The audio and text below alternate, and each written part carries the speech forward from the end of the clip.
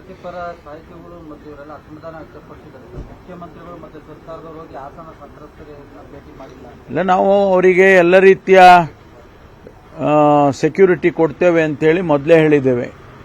ಯಾರಿಗೂ ಸಂತ್ರಸ್ತರಿಗೆ ತೊಂದರೆ ಆಗೋದ ರೀತಿಯಲ್ಲಿ ನಾವು ಅವರಿಗೆ ರಕ್ಷಣೆಯನ್ನು ಕೊಡ್ತೇವೆ ಅಂತೇಳಿ ಮುಖ್ಯಮಂತ್ರಿಗಳು ಹೇಳಿದ್ದಾರೆ, ನಾನು ಹೇಳಿದ್ದೇನೆ.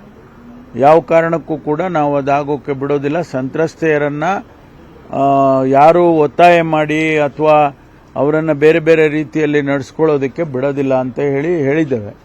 ಅದನ್ನು ಮಾಡ್ತೇವೆ.